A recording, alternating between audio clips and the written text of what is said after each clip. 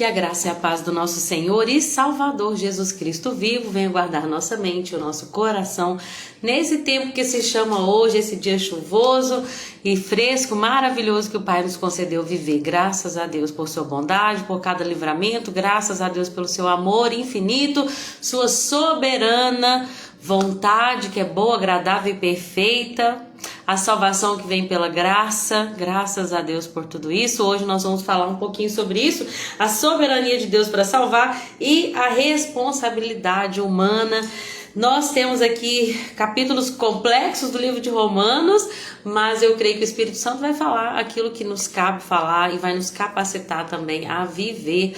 Amém? Deixa eu cumprimentar as amadas que já entraram, sejam bem-vindas.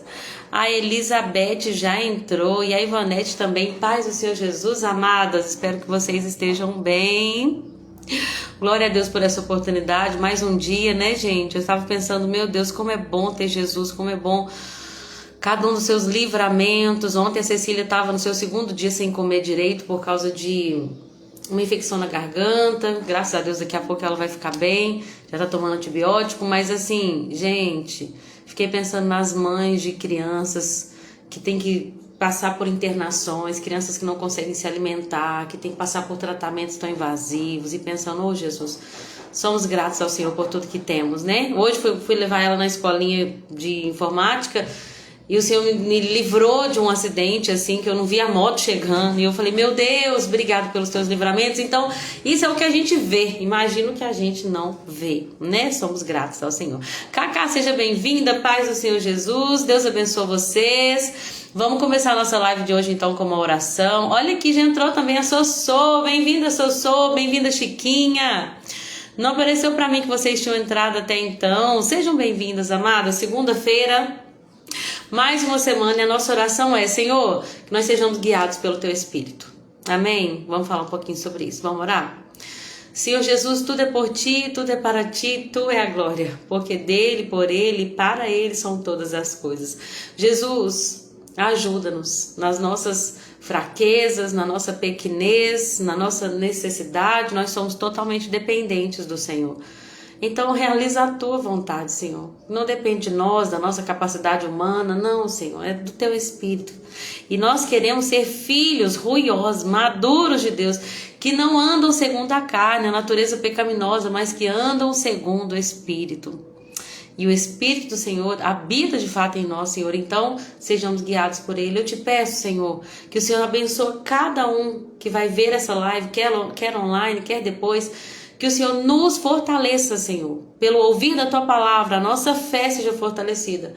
Nosso Espírito ganhando força, nós possamos, Senhor, andar de acordo com a nossa natureza do Espírito, Senhor. Renovada pelo novo nascimento, em nome de Jesus. Ajuda-nos, Senhor, eu te peço. E que seja para a Tua glória, meu Deus. Porque por Ele, para Ele são todas as coisas. E por meio dEle também. Em nome de Jesus. Amém. Boa tarde, Sossô, querida também. A paz do Senhor Jesus, amadas. Então vamos começar. Hoje nós vamos falar de 5 capítulos. E eu não vou conseguir entrar muito assim em cada capítulo, porque é um dos capítulos mais teológicos da Bíblia. E eu estou dizendo que eu não vou conseguir, não é por quem vai entrar, porque eu mesmo preciso realmente de mais amadurecimento para compreender dessa teologia aqui, paulina, né, cheia do Espírito Santo. Eu ainda tenho um processo para entender tantas coisas tão profundas, mas daquelas que o Espírito Santo nos capacita a falar, nós vamos falar de 5 capítulos, nós vamos do 7 até o 11. O capítulo, amanhã vai ser uma live bem diferente da de hoje. Hoje nós vamos falar de alguns aspectos teológicos da salvação, mas amanhã, do 12 até o 16, vai ser bem prático, porque Paulo, ele começa com essa teologia, mas depois ele vai pro lado prático. Olha, se amem, se perdoem, né? Vençam o mal com o bem. Então, muitas coisas aqui vamos aprender amanhã, assim, como viver isso na prática.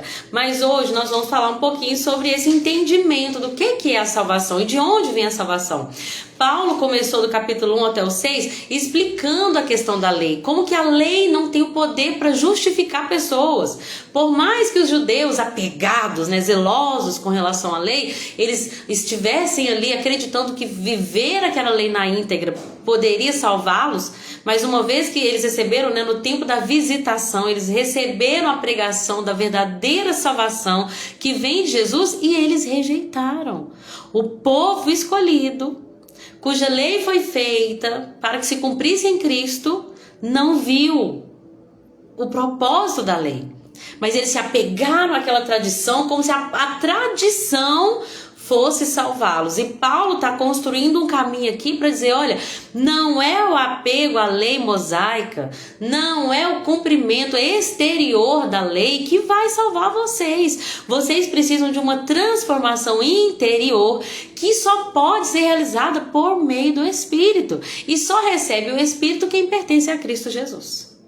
É por isso que quando nós levantamos a mão e dizemos de coração que cremos no Senhor Jesus, vamos falar mais sobre isso aqui, que cremos no Senhor Jesus, nós recebemos o Espírito e Ele começa a trabalhar em nós para que nós venhamos de fato cumprir essa lei. Porque não é por nosso esforço, gente. Nós já sabemos disso, não é por esforço. Não é porque, eu quero ser boazinha, a partir de hoje eu quero ser uma pessoa melhor. Decidi ser uma pessoa melhor. E como eu sou muito esforçada, eu vou conseguir. Não vai. Porque dentro de mim tem uma natureza caída, pecaminosa, que se inclina para o mal. Mas se eu tiver a natureza do Espírito e mortificar minha natureza carnal, então o Espírito vai produzir vida. E aí eu não vou ter mérito nenhum. Eu não vou poder me orgulhar de nada, dizer também eu decidi lá atrás que eu queria ser uma pessoa melhor e estou aqui firme. Não, nada eu me orgulho, porque eu entendo que tudo é feito por meio do Espírito. Resumidamente é isso. Amém? Mas vamos lá. Jesus, vamos lá no capítulo 7 então. Dona Piedade, seja bem-vinda, querida, Deus abençoe a senhora. Capítulo 7, Paulo começa a usar a alusão de um casamento. Ele vai dizer assim, uma mulher que está casada com o marido, ela está ligada ao marido por uma aliança. E essa aliança faz com que ela esteja com o marido sem poder se afastar dele. Se ela simplesmente falar assim, tchau marido, vou escolher outra pessoa, Paulo está dizendo, o que está acontecendo? Ela está entrando em adultério. Oi mãe, seja bem-vinda. Beijo. Boa tarde, querida. Paz do Senhor Jesus, minha mãezinha amada. Se uma mulher, ela deixa o marido que ela tem um compromisso e vai se deitar com outro homem, um amante, alguém que ela decidiu que ela quer outro homem, Paulo está dizendo, ela está cometendo adultério. Mas se o marido dela morrer, ela está livre. E se ela casar de novo, ela não está em adultério. O que Paulo está querendo dizer aqui? Vamos entender aqui? A lei, quando estávamos vivos, nós estávamos aqui presos à lei. Só que, uma vez que nós morremos com Cristo, nós estamos desobrigados de estarmos escravos dessa lei. É isso que ele está dizendo aqui, Agora, meus irmãos, vocês morreram para o poder da lei quando morreram com Cristo. E estão unidos com aquele que foi ressuscitado dos mortos. Nós morremos, então, foi desobrigado. Toda aquela cerimônia que a lei exigia para justificação, todo o sacrifício que a lei exigia para a justificação, agora não estamos mais obrigados a isso. Por quê? Porque Cristo, nosso Senhor, Ele morreu. E nós morremos com Ele. Então agora, desobrigados de cumprir a lei sacrificial, nós estamos unidos com Cristo Jesus. E aí, como resultado, olha esse versículo 4. Podemos produzir uma colheita de boas obras para Deus. Essa é a ideia de que o Velho Testamento passou. Então a gente está livre de ficar preocupado com o que é pecado. Vamos viver uma vida desvairada. Opa! Não. Você está desobrigado de se preocupar, de ter que cumprir uma lei que te exige que você guarde o sábado, que exige o que você come, o que você não come, que fala que se a mulher estiver impura, ela não tem acesso a Deus, que se o homem for coxo, ele não tem acesso à presença de Deus. Não, estou desobrigado disso. Porque Cristo, o Cordeiro de Deus, morreu pelo meu e pelo seu pecado, agora nós morremos com Ele, estamos unidos a Cristo. E o resultado da união com Cristo é uma colheita de boas obras. Tá vendo que a união com Cristo não é desculpa para pecar. É colheita de boas obras. Então, podemos servir a Deus não da maneira antiga, obedecendo a letra da lei. Ou seja, não é mais uma sujeição à lei mosaica, não é mais a observância de regras apenas. Não, agora nós vivemos da nova maneira, novidade de vida, andando em novidade de espírito, que é, nós vivemos com as tábuas da lei no nosso coração. Vou falar a verdade? É bem mais difícil. Porque antes, se eu adulterasse, mas ninguém me pegasse adulterando, eu não ia ser apedrejado. Mas agora Jesus disse, se você viu e desejou e cobiçou, já pecou no coração. Por quê? Porque a tábua da lei não depende mais do sacerdote que vai definir o meu castigo. Agora, se a lei está no meu coração, se eu pequei, o Espírito já me revela, me convence. Vocês já pecaram, sentiram que fizeram uma coisa errada e logo, falei o que não devia, pensei o que não devia, desejei o que não devia, me orgulhei do que não devia, me importei com o que não precisava, né? Gente, eu tô com um copo novo, viu? Não estou mais com o meu copo de medidas por enquanto, porque eu gostei desse aqui compridão que o papai me deu, viu? Usado pelo meu marido, Deus usou meu marido, tá? Mas foi meu pai. Toda glória a Jesus. Então, o que a gente está entendendo aqui? Agora a gente não precisa mais da letra da lei. Eu só vou fazer porque está escrito na Bíblia. Não, nós fazemos o que o Espírito nos manda. Agora não é a regra da igreja. Só a igreja é permitido isso? Não é sobre o que a religião permite ou condena. Eu faço o que agrada a Deus, porque o Espírito que habita em mim me ensina, me convence, me lidera. E esse é o certo. Tem muito crente que aceitou Jesus, mas que nunca entrou num lugar de maturidade espiritual, nunca se desenvolveu espiritualmente, porque continua ainda na letra da lei. E ainda não permitiu que o Espírito Santo liderasse o seu coração. Olha quem entrou aqui, minha amada Imanilde, que saudade de vocês. Beijo no coração, saudade de ter você ao vivo aqui conosco também. Beijo para as meninas. Espero que vocês estejam bem, viu? Deus abençoe vocês. Então, gente, agora nós andamos em novidade de espírito.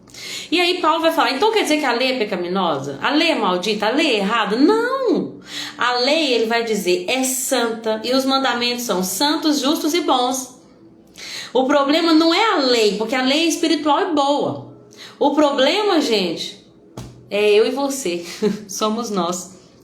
Paulo começa no capítulo 7 a nos mostrar o que acontece no nosso interior. Nós temos duas naturezas, já falamos um pouquinho sobre isso, né? Temos duas naturezas. Por quê? O problema está em mim, porque eu sou humano e escravo do pecado. Eu não entendo a mim mesmo. Por quê? O bem que eu quero fazer, esse eu não faço. Mas o mal que eu quero, esse eu acabo cometendo. Então o que Paulo está dizendo? Eu tenho duas naturezas dentro de mim. Como Jesus falou, o espírito está pronto, mas a carne é fraca. Muitas vezes você quer agradar a Deus, mas acaba tropeçando naquela inclinação da sua natureza carnal, que muitas vezes não quer sair por baixo, que não quer se humilhar, que não quer perdoar, que não quer pedir perdão, que não quer baixar a cabeça, não é? Muitas vezes nós queremos agradar a Deus. Qual que é a pessoa? Eu não conheço, acredito que não, né? Não visivelmente. Aquela pessoa que já dorme pensando, como que amanhã eu vou afetar Deus? Eu quero, como que eu vou desagradar? Muitas vezes a pessoa está naquela vida ali, ela nem quer viver aquilo, mas ela já está tão entregue aos prazeres pecaminosos, ela não quer desagradar a Deus. Só que a sua carne já venceu essa luta interna, porque dentro de nós tem uma natureza que é pecadora. Paulo vai dizer, mesmo redimido do seu pecado, não entendo a mim mesmo. Eu queria fazer o bem, eu queria fazer o que é certo, eu queria agradar a Deus, mas eu acabo cometendo pecado. Então, não sou eu que faço o que é errado, mas o pecado que habita em mim. Porque eu sei que em mim, na minha natureza humana, não tem nada de bom. Paulo está falando. E lembrando que ele era um excelente homem, cheio de títulos, de uma linhagem, né, nobre. Mas ele está dizendo, eu não valo nada.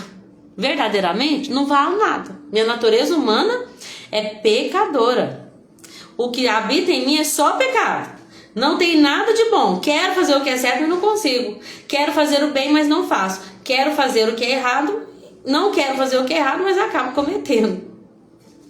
Então ele vai dizer, mas assim descobri essa lei em minha vida. Quando quero fazer o que é certo, percebo que o mal está perante mim. Mas eu amo a lei de Deus de todo o meu coração.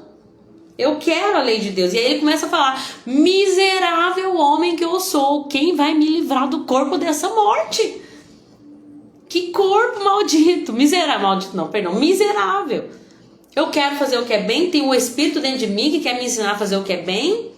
Às vezes eu me sinto assim também, eu falo assim, eu quero tanto ser perfeita, mas eu também sei que isso é vaidade. Né? Sabe que a pessoa quer ser a mãe perfeita muitas vezes para depois se orgulhar, muitas vezes para depois falar, eu fiz a minha parte, ele que não quis, não é verdade? Nós é cheio de orgulho, gente, misericórdia. Mas assim, às vezes, Senhor, eu falo, o que quer dizer de mim? Porque eu quero te agradar, se eu quero me humilhar. Quando eu tô orando, quando eu tô lendo a Bíblia, eu falo, nada vai me tirar do sério. Eu não vou explodir hoje. Hoje eu vou ser só igual Jesus, manso e humilde. Se me bater aqui, eu vou virar aqui, né? Quando você vê, você já tá falando no trânsito, sai daí! Senhor, maldito, miserável. Esses dias eu falei, miserável mulher que eu sou. Quem vai me livrar do corpo dessa morte? Paulo está dizendo o problema, só que agora ele vai dar a solução. Graças a Deus que a resposta está em Jesus Cristo nosso Senhor. Porque na mente quero de fato obedecer à lei de Deus, mas por causa da minha natureza sou escravo do pecado. Só que agora, por causa de Cristo Jesus, não há nenhuma condenação para quem está em Cristo Jesus, capítulo 8. Né, Ivonete? É assim mesmo. Não há mais condenação para quem está em Cristo Jesus, porque em Cristo Jesus a lei do Espírito que dá vida nos liberta da lei do pecado que nos leva à morte. A lei, gente, ela não é capaz de nos salvar por causa da fraqueza da nossa natureza humana. Nunca, com nossas falhas, desde que Adão caiu, nós conseguimos alcançar o padrão de Deus, que é a lei perfeita. Ou seja, qual que é o problema da lei? A lei expõe o pecado, mas ela não nos liberta do pecado. Ela não tem poder para nos libertar do pecado. Só que aí, o que Deus fez? Deus enviou o seu Filho na semelhança da nossa natureza humana pecaminosa e apresentou ele como sacrifício por nosso pecado. Então, se nós não conseguimos alcançar o padrão perfeito de Deus, Deus envia o Filho dele, na mesma natureza que nós, mas capaz de alcançar, de cumprir toda a lei. E uma vez cumprindo toda a lei, ele se tornou o sacrifício perfeito. E morrendo pelo meu e pelo seu pecado, agora nós não seguimos mais a nossa natureza humana. Porque quando Jesus morre, ele declara o fim do poder do pecado sobre nós. Aquela ideia de eu não consigo me libertar.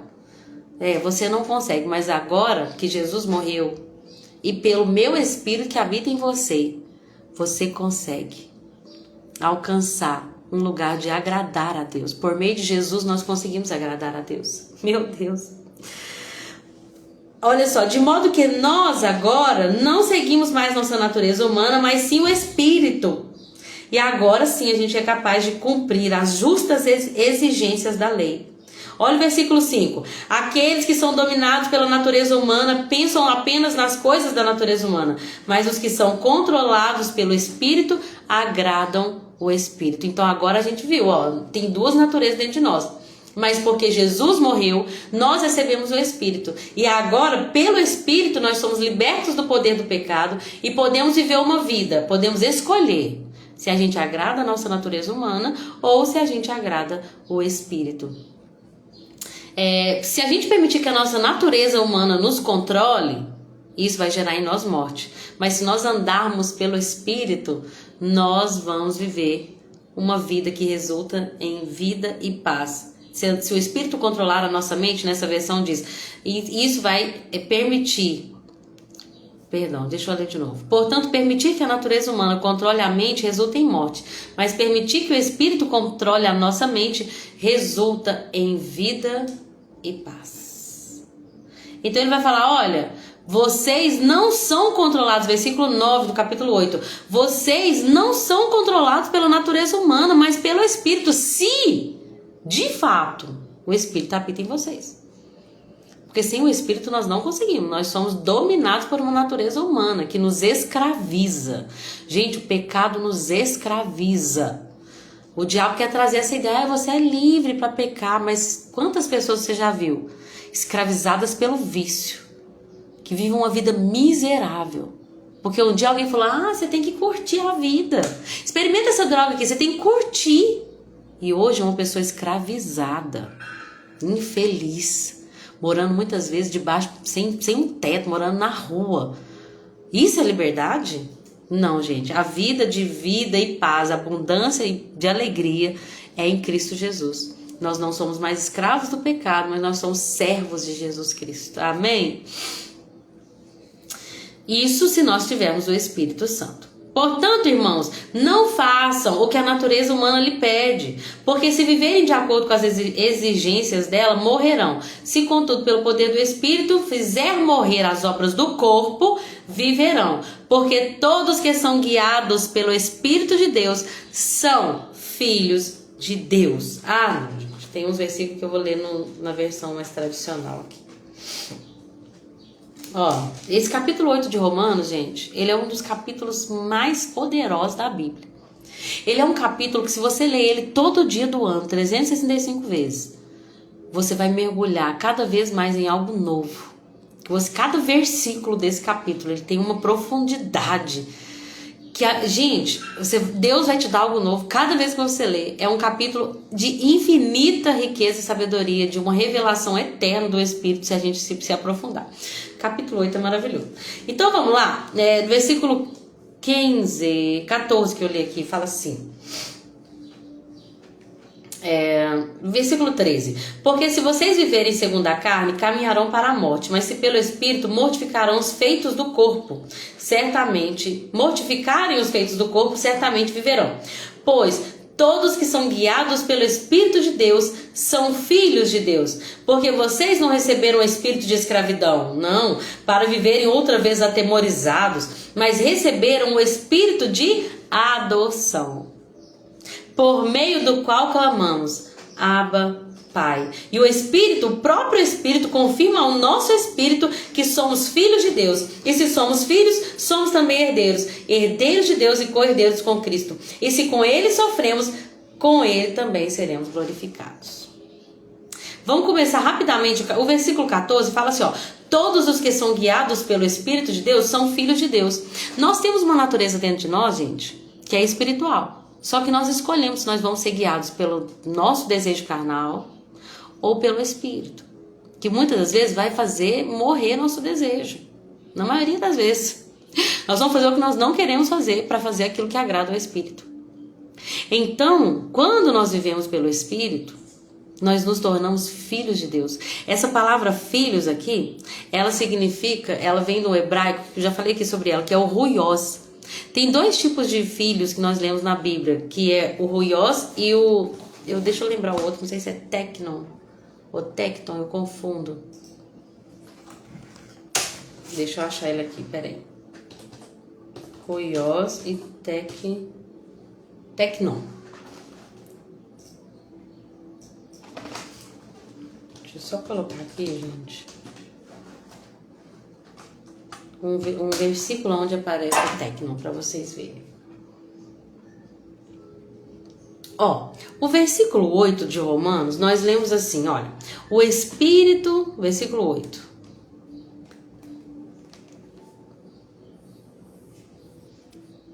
Não, peraí, o versículo 16. O versículo 16 fala assim, o Espírito confirma ao nosso Espírito que somos filhos de Deus. Esse filhos de Deus aqui do versículo 16, que é o tecnon. Quando nós recebemos Jesus e cremos no Senhor Jesus, nós saímos do patamar de criatura e nos tornamos filhos de Deus. Só que esse filho de Deus é um filho assim, um filho que foi gerado. É um filho que ele pode ser um bebezinho. José é meu filho, só que ele não tem capacidade de administrar nada, porque só tem 3 anos. Eu o amo como filho, mas ele é um filho imaturo. Ele é um filho que foi gerado, que ele é amado pelo pai, mas existe um patamar maior. Então o Espírito testifica que nós somos filhos, filhinhos. Mas o versículo 14 fala que aqueles que são guiados pelo Espírito, eles são ruiós, filhos maduros de Deus. Tem pessoas que elas nascem, elas são geradas, elas se tornam tecnon pelo Espírito, pela redenção, só que elas nunca chegam a esse patamar onde o Espírito torna-se o líder dela. E se ela é guiada pelo Espírito, ela já não é mais só um filho gerado, um bebezinho. Ela é um filho maduro.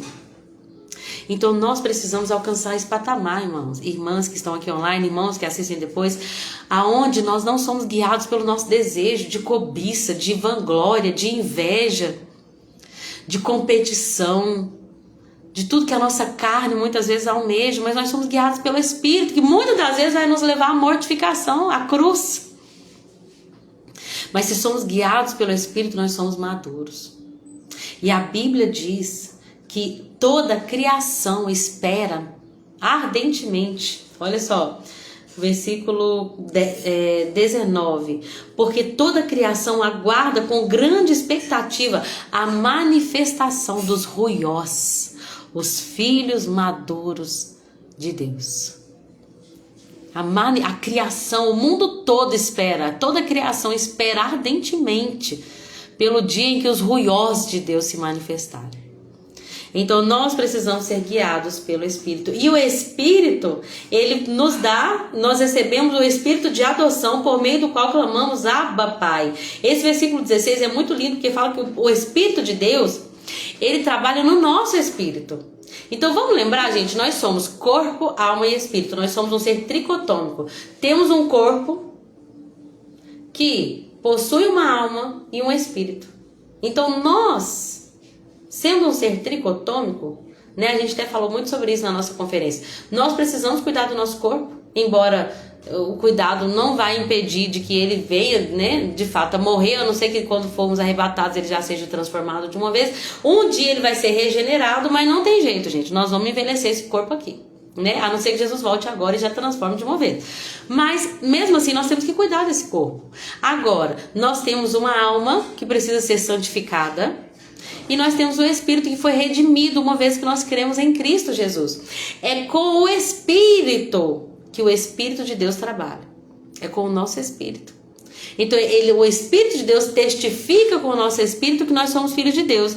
Só que muitas das vezes nós temos que falar para a nossa alma: quieta-te, acalma, alma, por que você está tão abatida? Por que você está tão ansiosa? Então o Espírito já está pronto, mas a alma vai ser santificada, né, num processo. Então, se o Espírito revela ao nosso Espírito que nós somos filhos de Deus, aquela ideia de que, será que você vai ser salvo mesmo?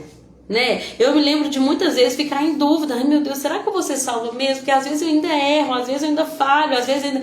O Espírito fala com a gente que nós somos filhos. Deixa eu te falar uma coisa: se você estiver bem sensível à voz do Espírito, se você crer de fato que Jesus Cristo morreu no meu e no seu lugar, você vai ver, e estiver sensível à voz do Espírito, você vai entender que não é por obras, não tem mérito. Você é filha de Deus. Então, se Jesus voltar agora, e você creu em Jesus, e é claro, gente, que uma pessoa que crê, ela anda de acordo com o Espírito. Se tem uma coisa que precisa se arrepender, vai se arrepender rápido. Se tem que resolver alguma ponta solta, resolve rápido, porque quem anda pelo Espírito que é filho maduro. Mas se o Espírito testifica com o nosso Espírito que nós somos filhos, acabou o medo. Não temos mais espírito de escravidão. Temos o Espírito de adoção, que clama: Abba, Pai. Eu não tenho medo mais de ir para o inferno, de perder a salvação. E isso eu não estou dizendo que agora eu posso pecar. Não, mas eu sei que não é por mérito. Não é porque eu sou boa. É porque Jesus morreu na cruz e eu creio verdadeiramente no sacrifício dele e procuro morrer com ele para viver segundo o Espírito. Então, quando Jesus voltar, você é salva. Vamos parar com esse medo. Se você crê de fato, então abra os seus ouvidos e ouça o Espírito de Deus te dizer que você é filha. Amém? Porque o diabo vai colocar muitas das vezes o espírito do engano na nossa mente. Olha, você não é digna da salvação. Sou mesmo, diabo. Sou digna de salvação nenhuma. Não morri na cruz. Eu tenho uma natureza pecaminosa, mas Jesus Cristo pagou pelo meu e pelo seu pecado. E, portanto, o Espírito testifica com o nosso Espírito que nós somos filhos de Deus. Amém? E aí começa sobre a glória futura. Considerando... Ai, gente, esse versículo é muito lindo. Porque tenho para mim, por certo, que os sofrimentos do tempo presente não podem ser comparados com a glória que há de ser revelada. Então ele está dizendo, olha só, ele fala no versículo anterior, que se com ele sofremos, com ele também seremos glorificados. Ou seja, para viver a vontade de Deus, muitas das vezes nós vamos sofrer, nós vamos morrer para as nossas vontades. Mas aí Paulo vai dizer, mas eu tenho certeza, gente, eu tenho por certo que os sofrimentos desse tempo presente não vão ser comparados com a glória que há de ser revelada. Então, se para mortificar a nossa carne a gente vai ter que sofrer, então o sofrimento do agora nem se compara com a glória que a gente vai viver. Quando de fato, no tempo da regeneração, Deus transformar todas as coisas e vier com o reino dele.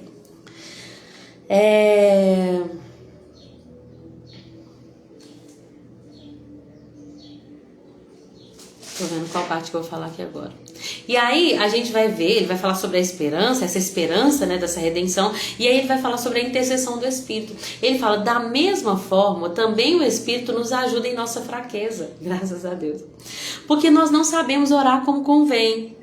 Mas o próprio Espírito intercede por nós com gemidos inexprimíveis. E aquele que sonda os corações sabe qual é a mente do Espírito, porque o Espírito intercede pelos santos de acordo com a vontade de Deus. Meu Deus. Olha, gente, a gente não sabe orar como convém. Porque muitas das vezes a nossa oração está baseada nos nossos desejos carnais. Senhor, me abençoa com aquilo, abençoa minha família com isso, nos honra com aquilo, né? Então, qual que é a vontade de Deus? Nós não sabemos, mas o Espírito sabe. Então, o Espírito Santo vai interceder por nós, de acordo com a vontade dele. Amém? Que é a vontade dele. Ele sabe qual que é a mente do Senhor e ele vai interceder de acordo com a vontade de Deus. E aí que entra o versículo 28. Sabemos que todas as coisas cooperam juntamente para o bem daqueles que amam a Deus e que são chamados segundo o seu propósito. Nessa versão da NVT diz, e sabemos que Deus faz todas as coisas cooperarem para o bem daqueles que o amam e que são chamados de acordo com o seu propósito. Então talvez a gente está orando uma coisa e o Espírito está orando outra. Porque o Espírito está falando assim, pai, o Senhor pode mandar aquela tribulação, porque essa tribulação vai gerar glória. Então o Senhor pode mandar aquela tribulação, porque ela vai cooperar para o bem dessa pessoa que te ama e que foi chamada segundo o seu propósito. Lembrando, gente, que não é para todos, viu? Um dia Deus me cobrou isso. Eu falava para as pessoas do mundo, até ímpias, que não servem a Jesus, que não são escravas de Cristo. Não, você está passando por isso, mas a Bíblia diz que todas as coisas cooperam para o nosso bem. Não. Para o meu bem, que eu amo a Deus, sou chamado segundo o propósito, eu posso dizer. Mas tem pessoas que não amam a Deus, que não foram chamados segundo o propósito dele, que vivem uma vida errada e ela só está colhendo aquilo que ela plantou, uma vida pecaminosa sem arrependimento. Então uma pessoa que está lá sofrendo porque nunca se arrependeu do seu pecado e nunca buscou justificação com Cristo Jesus, essa mensagem, esse versículo não encaixa para ela, não serve para ela, porque todas as coisas vão cooperar para o bem daqueles que amam a Deus e que são chamados segundo o seu propósito. Amém? Olha só o versículo 29. Pois Deus conheceu de antemão os seus e os predestinou para se tornarem semelhantes à imagem do seu Filho. Gente, essa é a nossa régua. A nossa régua de medir é o padrão de Cristo Jesus. Sabe, não adianta eu olhar pro meu irmãozinho que tá fazendo menos. Eu vou vestir essa roupa porque as meninas do meu tempo usam muito piores. Elas estão andando quase peladas, eu só tô semi-nua, né? Tipo isso, tem gente que pensa. Não, meu padrão não são as meninas da minha idade, não são as mulheres da minha idade, não são nem mesmo a minha liderança física. O meu padrão aqui ao ser alcançado é Jesus. Porque Deus nos predestinou para nos tornarmos semelhantes à imagem do Filho. Ou seja, nós vamos viver uma vida buscando alcançar esse padrão. E enquanto é em terra, nunca vamos conseguir alcançar, a não ser no dia da santificação final, onde nossa carne vai ser regenerada. E aí sim, nós o veremos como ele é. E seremos também como ele é, né? Com o corpo transformado, o espírito de fato restaurado, renovado, né? Redimido, como ele já é, mas com a alma salva também, nós vamos de fato alcançar esse padrão. Até lá, nós só vamos tentando. O que a gente não pode é parar. Eu vou parar de tentar ser como Cristo porque todo mundo ao meu redor tá meia boca, todo mundo esfriou, eu vou esfriar também. Não. O amor de muitos esfriará. Muitos, mas não de todos. Nosso coração tem que ser, todo mundo pode estar frio, mas eu vou continuar queimando. A minha lamparina vai continuar acesa. É isso que nós devemos pensar, amém?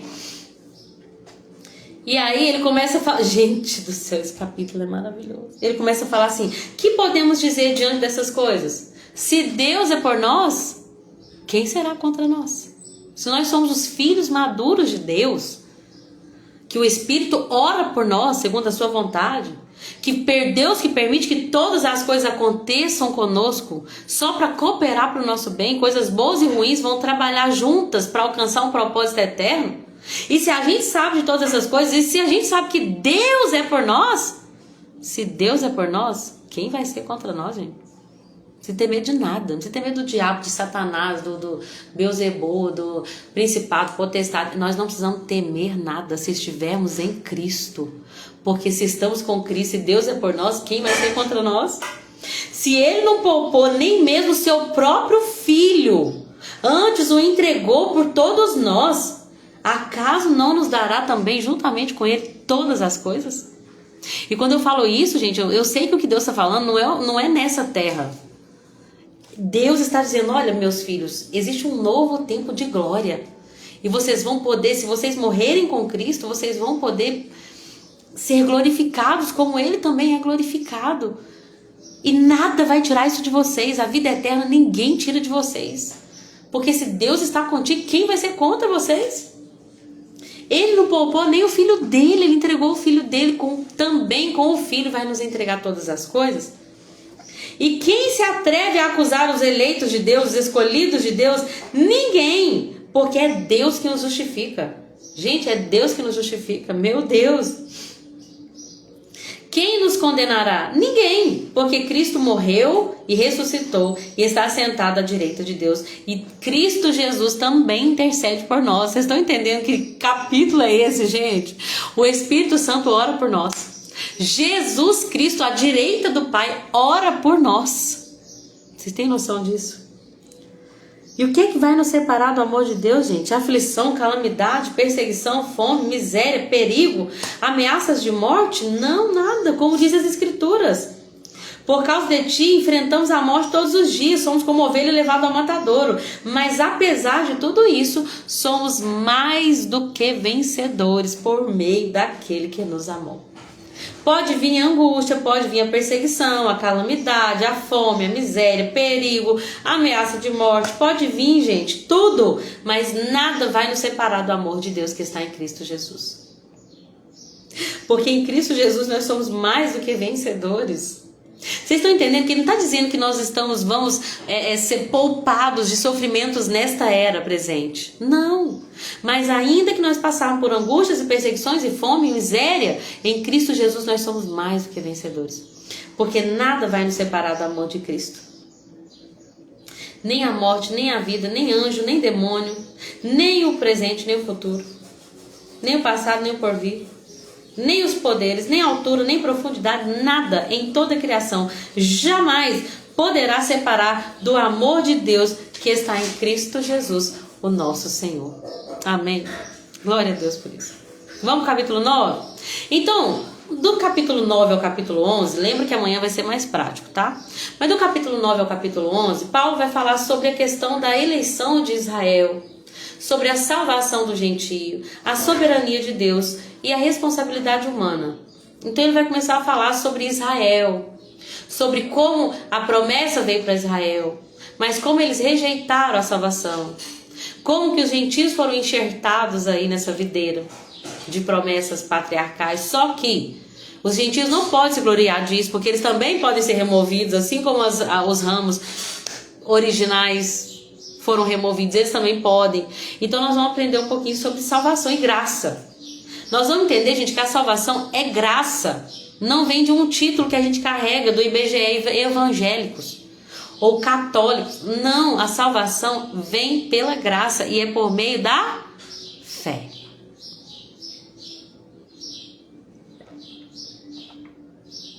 Então, vamos começar com o 9. O 9, Paulo começa a falar sobre como ele sente profunda tristeza e amargura pelo fato do povo de Deus estar longe da vontade de Deus. Ele diz: meu coração está cheio de tristeza por meu povo, meus irmãos. Olha a intercessão de Paulo, me lembra muito a de Moisés, quando fala: Senhor, risca o meu nome do livro da vida, se o Senhor quiser, mas não deixa de salvar esse povo, não abandona esse povo. E olha o que Paulo vai dizer: eu estaria disposto a ser amaldiçoado para sempre e separado de Cristo, se isso pudesse salvá-los. Ele está dizendo assim, ó, eu abriria mão da minha própria salvação. Eu me colocaria em maldição eterna, uma separação de Cristo, se isso pudesse salvar meu povo. Uau, que intercessão, gente. Eles são o povo de Israel, gente. Olha só que privilégio que o povo de Israel teve. Deus revelou sua glória, fez uma aliança, entregou a lei, o privilégio de adorá-lo, receberam as promessas. De Israel vêm os patriarcas e o próprio Cristo, que da sua natureza humana é israelita. Olha que povo abençoado. Você tá doido? Lembrando, eu amo esse texto aqui que fala assim, ó, Cristo, quanto à sua natureza humana, era israelita. Aí aqui nessa versão fala assim, ó, ele é Deus, tá? Ele não é homem apenas. Ele é Deus, aquele que governa sobre todas as coisas e é digno de louvor eterno. Amém. Mas segundo a sua linhagem, veio do ventre de Maria, israelita. Então Deus deixou de cumprir a promessa a Israel? Não, porque o povo de Israel é de fato o povo de Deus. Agora, nem todos. Ele vai mostrar aqui a diferença entre Isaac e Ismael. Ambos eram filhos de Abraão, mas Deus escolheu Isaac para ser o filho da promessa. Ele vai falar sobre Esaú e Jacó. Esaú era o primogênito, mas Deus escolheu Jacó. Então, quem que pode definir por que Deus fez uma coisa e por que Deus não fez outra?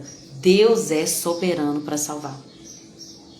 Então, o que ele está falando aqui? Ó? Os israelitas vão dizer, só nós temos acesso à salvação. Os gentios, não. Quem são vocês para definir quem Deus vai salvar ou não? Porque Deus é soberano. Ele vai usar a analogia do oleiro e do barro. Por acaso, o barro pode virar para o oleiro e falar, o que você está fazendo? Por que você me fez assim?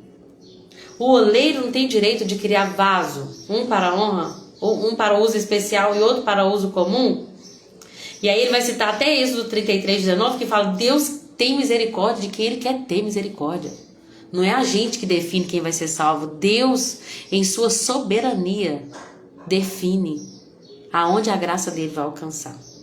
Meu Deus. Não é a linhagem, nem o mérito.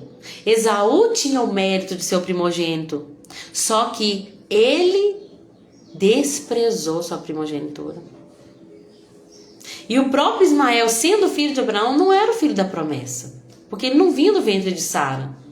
Ele era aquele que veio por meios humanos ali. Vamos resolver do nosso jeitinho? Tem H que é linda, que é jovem, deita com ela e resolve. Porque eu, Sara dizendo, né, nas minhas palavras, eu sou velha, corpo amortecido, então vamos resolver do nosso jeito? Só que Deus está dizendo, não vai vir do jeito humano, vai vir pela promessa, do jeito impossível.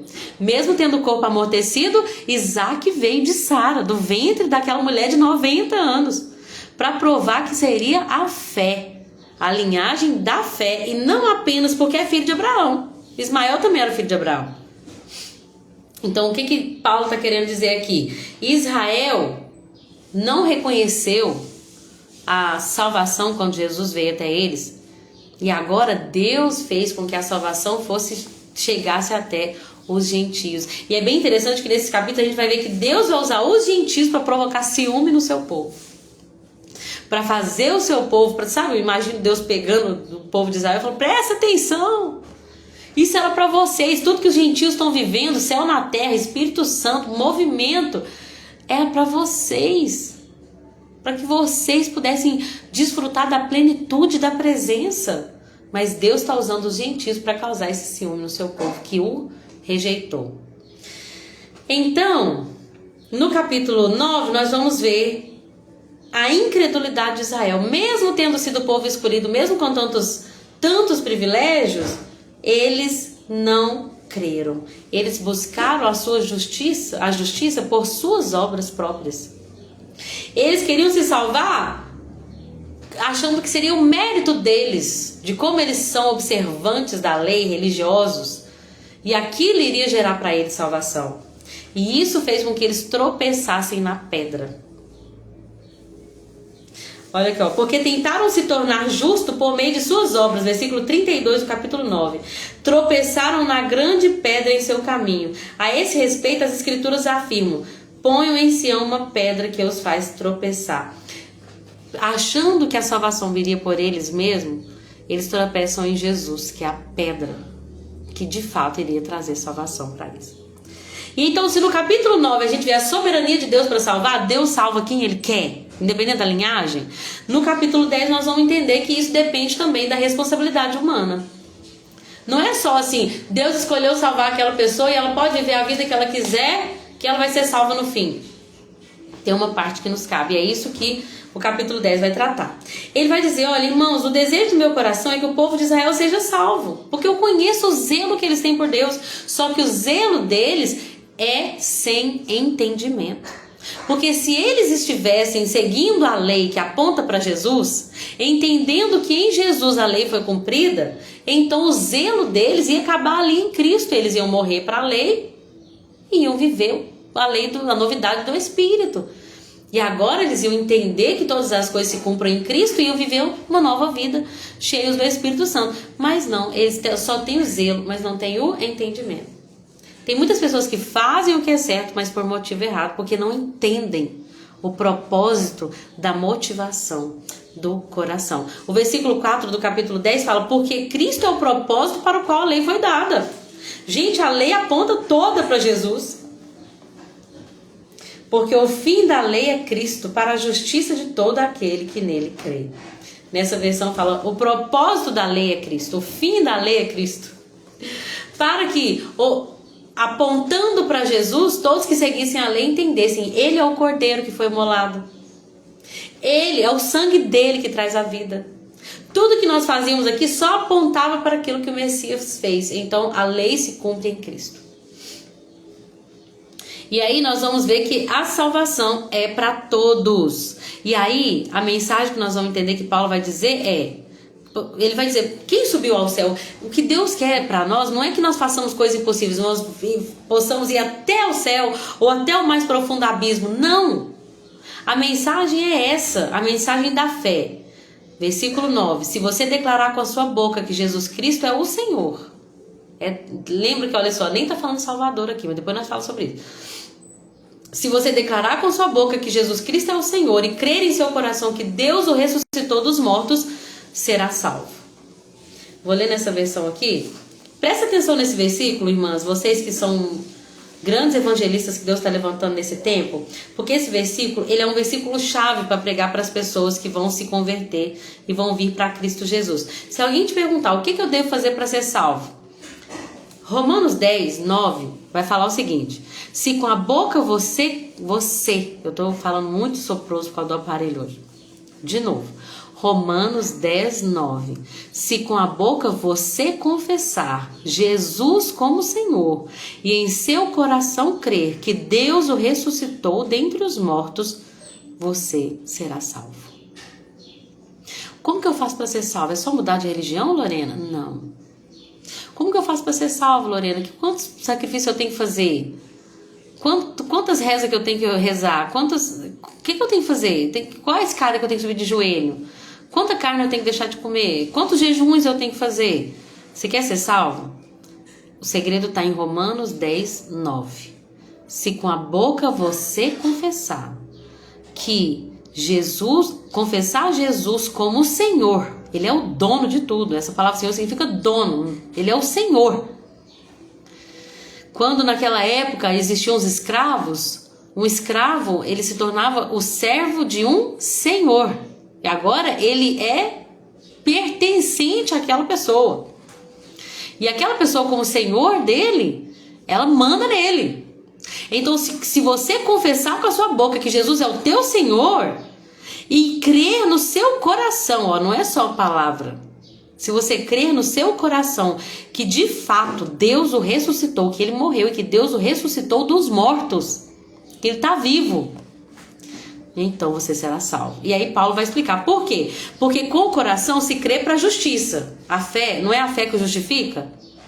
Se a pessoa tem fé em Cristo Jesus, ela vai ser justificada. Mas com a boca se confessa para a salvação. O que aqui a gente está entendendo? A gente precisa crer que é alguma coisa que acontece no coração. Crer no coração. Confessar com a boca é uma coisa exterior. Uma fé não é uma fé escondida. Todo mundo vê a nossa fé, é uma fé revelada. Então, para nós sermos salvos, duas coisas são necessárias. Uma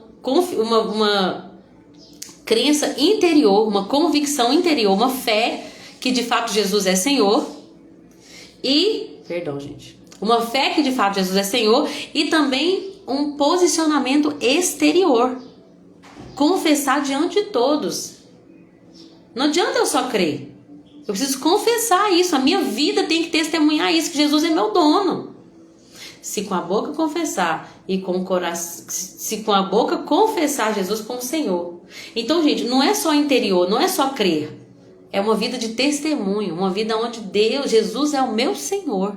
E eu demonstro isso com os meus lábios e com a minha vida. Então, por que hoje a gente faz a oração de confissão com uma pessoa, né? Você quer aceitar Jesus? É o primeiro passo, é declarar na frente de todo mundo. Eu até falo lá na igreja que a gente tem o costume de falar, olha, se você não quer fazer isso agora, quer fazer depois, porque às vezes você está com vergonha, né? E eu não estou dizendo que isso é errado, porque às vezes para um primeiro passo vai ser necessário isso. Mas eu gosto de falar assim, que uma pessoa que de fato crê que Jesus ressuscitou dentre os mortos, ela também tem que se posicionar diante de todos, ainda que ela seja tímida e que aquilo gere para ela muita dificuldade. Confessa diante de todos.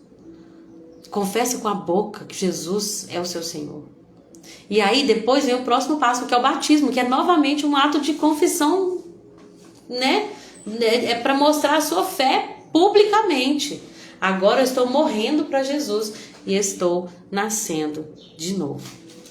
E depois é andar em espírito, o processo de santificação. Amém? Então, se um dia alguém te perguntar o que eu faço para ser salvo, não precisa ligar para o pastor agora.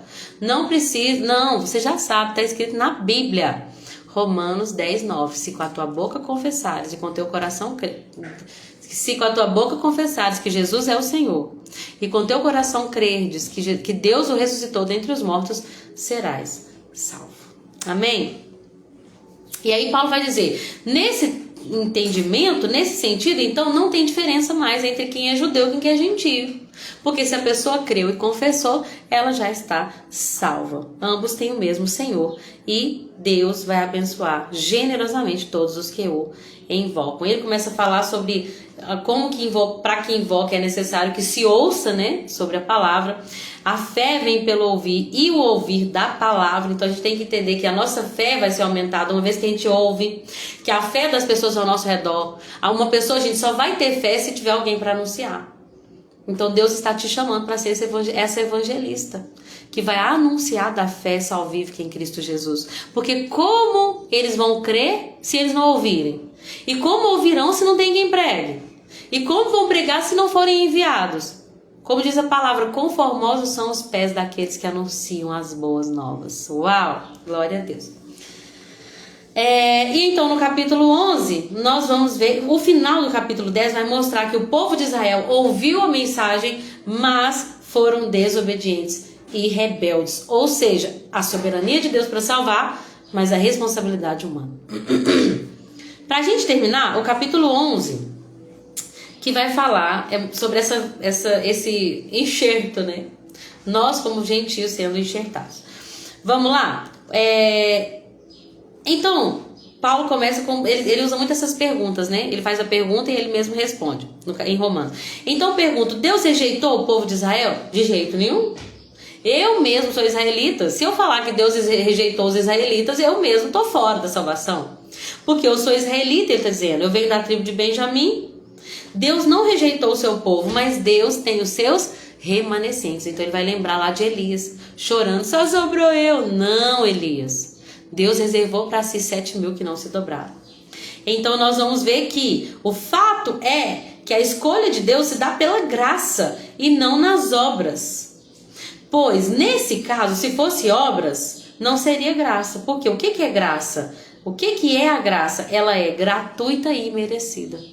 Então, gente, não é sobre o quanto nós cantamos bem, quantas idas ao culto nós fomos, quantas visitas aos hospitais, asilos, presídios nós fizemos. Não é, a nossa salvação não depende das nossas obras, porque é de graça. E o que é a graça? Ela é um favor de Deus que é gratuito. Ninguém pode comprar, nenhum ser humano pode comprar. É gratuito e imerecido. Nós não merecemos. Amém? Ou seja, então começa a falar sobre os israelitas, né? E o fato de que os israelitas se fecharam para a salvação fez com que ela se tornasse acessível aos gentios. Isso não é motivo de orgulho para os gentios, ele vai deixar claro, porque se a rejeição dos judeus se tornou, né, salvação alcançada pelos gentios, se os judeus aceitassem a plenitude da verdade, da graça, isso seria plenitude. Isso traria com que todo mundo se reconciliasse com Deus, e então seria vida para os que estavam mortos. Mas porque os ramos rejeitaram, eles foram cortados dessa oliveira. Deus pega os ramos de uma oliveira brava, que somos nós os gentios, vão tirar daquela oliveira brava, aquela que não produzia nada, e vai colocar na verdadeira oliveira. Esses ramos, que são os gentios, vão ser tirados dessa oliveira brava e vão ser enxertados nessa árvore. E agora, recebendo o alimento nutritivo que vem da raiz, elas fazem parte da videira de Deus. O que não pode acontecer é os gentios começarem a se orgulhar disso. Paulo está deixando claro. Não se orgulhem, porque é a raiz que sustenta o ramo, não o ramo que sustenta a raiz. Vocês só estão aqui porque o ramo está nutrindo vocês. Vocês vão continuar aqui enquanto permanecerem fiéis e confiarem em Deus. Porque se vocês estiverem também em incredulidade, também serão cortados. Se vocês deixarem de confiar, também serão cortados. E Deus também, que tirou os ramos, que é o povo de Israel por causa de incredulidade, ele também é Deus para enxertá-los novamente. Então que ninguém se orgulhe. Paulo está dizendo, mais ou menos é isso aqui, gente.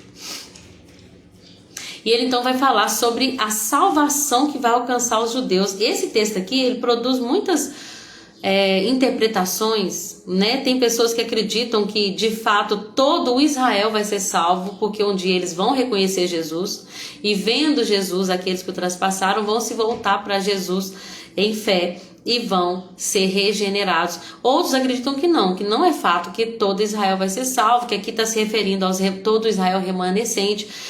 Enfim, o fato é que um versículo muito lindo aqui que fala que os dons e a vocação de Deus são irrevogáveis. O fato, gente, é que o povo de Israel é o povo escolhido de Deus.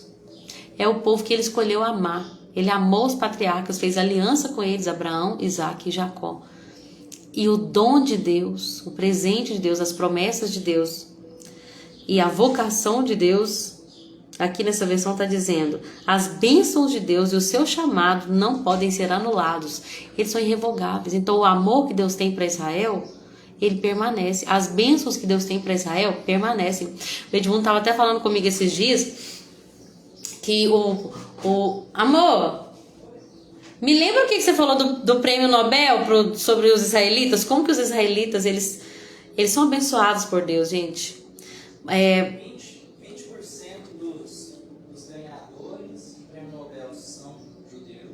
20% dos ganhadores de prêmios Nobel. Os judeus representam 0,2% da população mundial. Então, ó, 20% de todos os prêmios Nobel que já foram distribuídos por esses grandes mentes pensantes em várias áreas, 20% foram dados para os judeus. E os judeus representam 0,2% de toda a população da Terra. É como se tivesse, eu acho que, 100 vezes mais chance. É como se os judeus tivessem 100 vezes mais chance de ganhar o prêmio Nobel. Hoje nós vemos o poder bélico de Israel, a inteligência de Israel, a tecnologia de Israel, porque as bênçãos de Deus são irrevogáveis. É um povo especial por Deus, gente. Agora, quanto à salvação, gera-se essa discrepância de interpretações. De fato, todo Israel vai ser salvo? Ou é só vai ser salvo aquele que creu de fato em Cristo Jesus, que aí entra na questão da graça pela fé? Eu não sei falar, mas o Senhor vai nos revelar conforme nós formos buscando. E aí termina-se o capítulo 11 com a doxologia. O que é doxologia? Palavra de glória, uma expressão de louvor e adoração. Diante de tudo isso que Paulo está falando, não tem como terminar o capítulo sem adorar a Deus. Ele começa a falar: ó, profundidade das riquezas, da sabedoria e do conhecimento de Deus. Que é isso? Que riqueza que tem nessa sabedoria infinita de Deus. Cadê? Deixa eu só achar aqui, versículo 11. Capítulo 11. Ó, profundidade da riqueza, tanto da sabedoria como do conhecimento de Deus. Quão inexplicáveis são os seus juízos, quão insondáveis são os seus caminhos.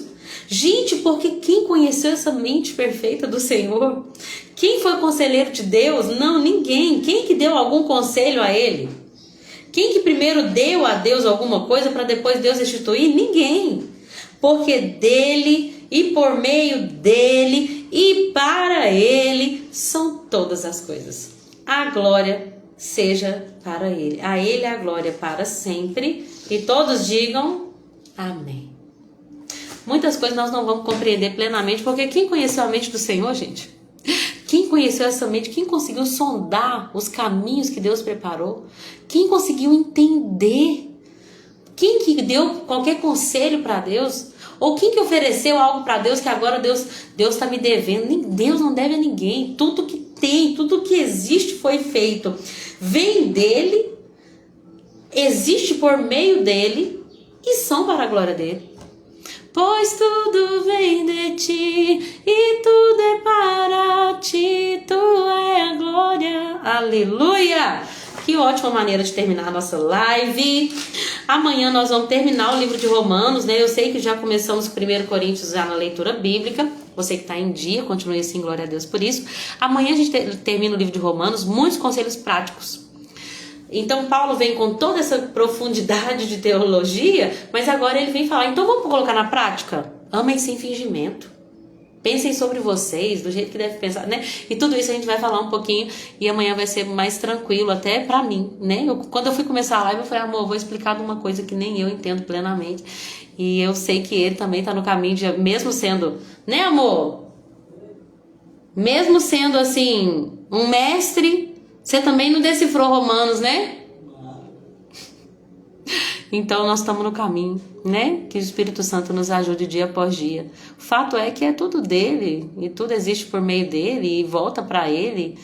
E toda glória, louvor sejam a Cristo Jesus. Amém? Que morreu por nós e hoje estamos libertos do pecado e vivemos para a glória de Deus. Que seja assim na prática. E amanhã a gente fala mais sobre a prática. Obrigado a todos vocês que ficaram até o final, amadas do Senhor, evangelistas, mulheres de Deus que amam a palavra. Obrigada, Cacá. Obrigada, Nilde. Aparece, viu, Nilde? Beijo. Obrigada, Sossô. Deus te abençoe. Obrigada, Ivonete. Desde o início aqui com a gente, né? Todas, né? Entraram desde o início. Minha mãezinha também, sempre presente. Obrigada, mamãe. Obrigada, Dona Piedade, por tudo. Obrigada, Elisa. Deus abençoe você grandemente, viu? Eu que agradeço por estar aqui conosco, viu? E obrigada, Chiquinha, companheira de live também. Amém, Manilde. Que ele continue sim, que seja para a glória dele. Aquilo que eu falei que foi humano, que ele tire da mente de vocês. Mas aquilo que vem de Deus, que ele faça ficar mesmo, impregnado no nosso coração. Amém? Beijo, minha linda Ivanete. Eu que agradeço, viu? Eu que agradeço se eu soube fazer parte desse aprendizado mútuo aqui. Já já estarei de volta. Aleluia! Resposta de oração, Nilde. Amém, Cacá. Obrigada, viu, pelo seu carinho. Minha mãe tá falando aí, Nilde, que tá com saudade também. Eu vou lá porque eu vou ter que levar o remedinho pra minha filha que caiu, quebrou no meio do caminho, antibiótico que ela tem que tomar agora. Beijo, que Deus abençoe vocês e até amanhã, se assim Jesus permitir. Amém? Tchau, meninas, com Deus. Obrigada a vocês que assistiram também depois que não estão aqui agora, viu? Eu sei que Deus vê tudo e que Ele recompensa a cada uma de vocês em Cristo Jesus, mais que vencedores. Amém? Tchau, tchau.